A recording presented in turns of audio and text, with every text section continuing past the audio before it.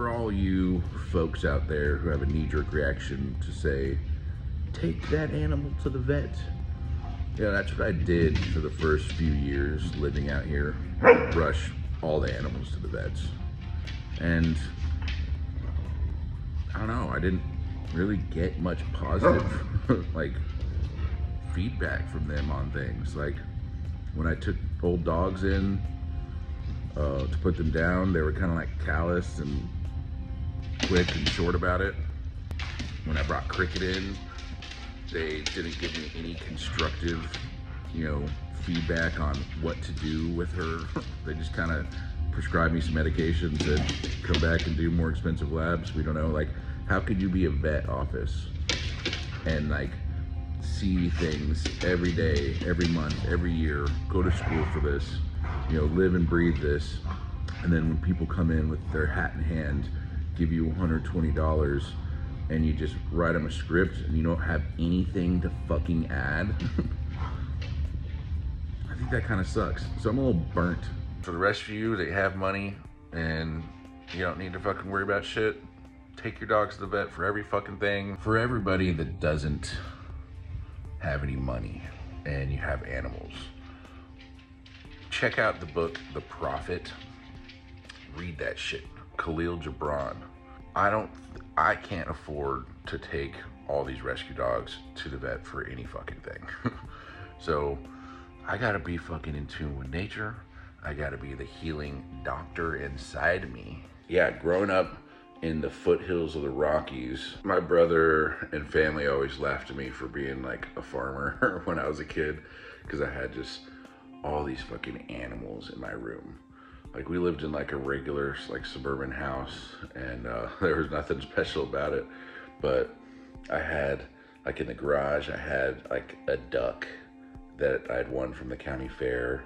Outside my window, I had a skunk that I had saved because it had been hit by a car and its back legs were broken. I had multiple rounds of parakeets, and they would just spit seeds everywhere and like shit on the wall behind the cage and stuff. It was disgusting.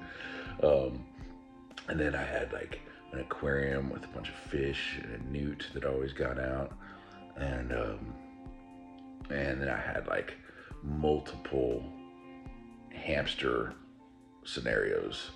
One of the hamsters had testicular cancer, and then Romeo and Juliet, they had 2 different litters of hamsters. My mom like found homes for them when I was at school. But I came home one day to a note that said, congratulations, you're a dad.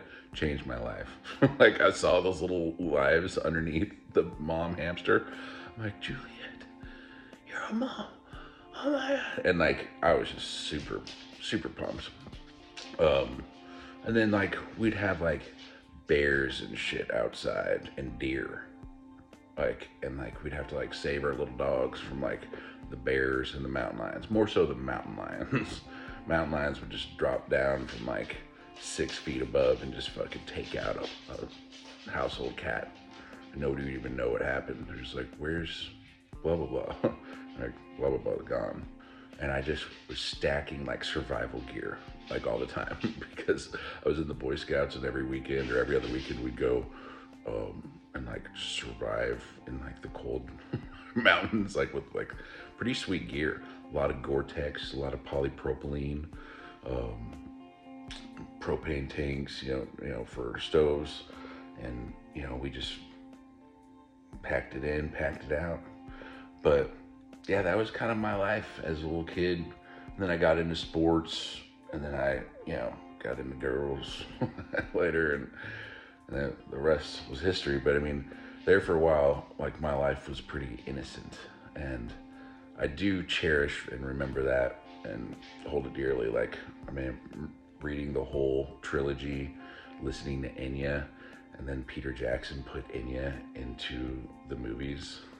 It was like, what? I think in my adulthood, what really kind of galvanized all that, I feel like, is when I read a book, which is a series of poems by Khalil Gibran, and it's called The Prophet. And it talks about being a doctor inside of you, being the doctor inside of you. And I've been taking care of a lot of animals lately, and instead of going to the vet, because I can't really afford to take every animal to the vet. But if you guys want to know kind of my like perspective, it's that, you know, I don't have a ton of resources, and I kind of feel in tune with nature enough to handle certain things. Like, got bit by a scorpion the other day. That felt good to me. I'm not scared of the hornets or the mud daubers. We coexist. I do eradicate the copperheads, the venomous pit vipers, but I don't know. It's kind of biblical at this point, you know, like just fucking take the snakes out. Take the venomous snakes out. I just recommend reading that book. I recommend reading the trilogy and The Hobbit to Enya. And I recommend reading Khalil Gibran, The Prophet. If you guys read all that stuff, come back and post something like, hey, like it was a good read, or those were good reads, or I'm a fucking monk now. I'm not really about doing the bare minimum. I feel like I have sort of like an agreement with nature out here. Yeah, Cash got stung or bit the other day, and I didn't take him to the vet because it was a judgment call. Like, I'm in a unique situation where I can't go to the vet every single time something fucking happens. I can't afford that.